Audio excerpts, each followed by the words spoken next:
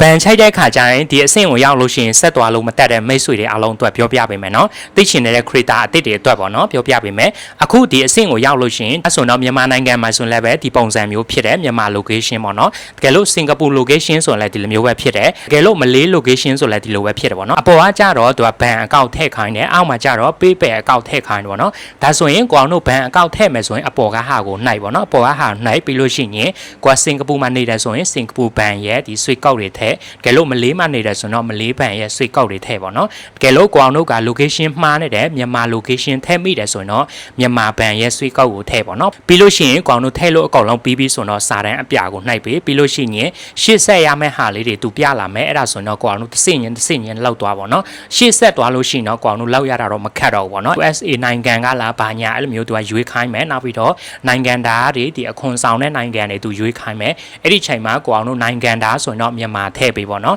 တကယ်လို့အခွန်ဆောင်တဲ့နိုင်ငံတွေဆိုရင်တော့ကိုအောင်တို့ဒီစင်ကာပူမှာနေတယ်ဆိုရင်စင်ကာပူထိုင်းလန်မှာနေတယ်ဆိုရင်ထိုင်းလန်ဒီမလေးမှာနေတယ်ဆိုရင်မလေးပေါ့နော်ဒါဆိုရင်တော့ပြင်အကောက်ကတော့အဆင်ပြေပြီတကယ်လို့ဒီနေရာမှာကိုအောင်တို့အခုလိုမျိုးဖြစ်သွားပြီဆိုရင်မြန်မာလို့ချိန်မိထားတယ်ဆိုရင်တော့ဒါကတော့ဒီပင်အောက်ကတုံးလို့မရဘူးဒါကိုကိုအောင်တို့ဘယ်လိုလောက်ရမှာလဲဆိုတော့ပင်အောက်အစ်စ်လိုက်ရမှာပေါ့နော်ကဲဒါကြောင့်မို့အခုလိုမျိုးအဆင့်တွေမှာကြော်ဖြတ်လို့မရတဲ့ creator တွေအတွက်ပေါ့နော်လာပြီးတော့မျှဝေပေးခြင်းဖြစ်ပါတယ်အားလုံးပဲတကယ်လို့ပင်အောက်ပြဿနာတစ်ခုခုဖြစ်နေတယ်ဆိုရင်တော့ကိုအောင်စီမှာအပြေအဝတာဝန်ယူပြီးတော့လောက်ပေးတယ်အခုလိုမျိုးတပိုင်းတစားနဲ့ပေါ့နော်တစ်နေတဲ့မိတ်ဆွေတွေကလည်းတကယ်လို့လောက်လို့မရဘူးကိုယ်တိုင်ဖြည့်ရှင်းလို့မရဘူးမှားနေတယ်ဆိုရင်တော့လေကိုအောင်စီမှာတာဝန်ယူမှုအပြည့်နဲ့လောက်ပေးတယ်တကယ်လို့ကိုအောင်တို့အပ်ချင်တယ်ဆိုရင်တော့ CV ကနေစာပို့လိုက်ပေါ့နော်ဒါကဆိုရင်တော့ပြောပြပေးလိုက်ပြီသိချင်တဲ့မိတ်ဆွေတွေအားလုံးဒီနှစ်ဆင့်ကိုပဲအဓိကတော့အပေါ်မှာဘန်အကောင့်အောက်က PayPal ပေါ့နော်ကိုအောင်တို့ PayPal နဲ့ချိန်မယ်ဆိုတော့ PayPal ကိုရွေးတကယ်လို့ဘန်နဲ့ချိန်မယ်ဆိုတော့ဘန်ကိုရွေးပေါ့နော်ကဲဒါဆိုအားလုံးသဘောပေါက်မယ်လို့မျှော်လင့်တယ်အားလုံးပဲနောက်ထပ်ဗီဒီယိုလေးတွေကြည့်ချင်တဲ့ဆိုပင်လေးကို follow လုပ်ပြီးတော့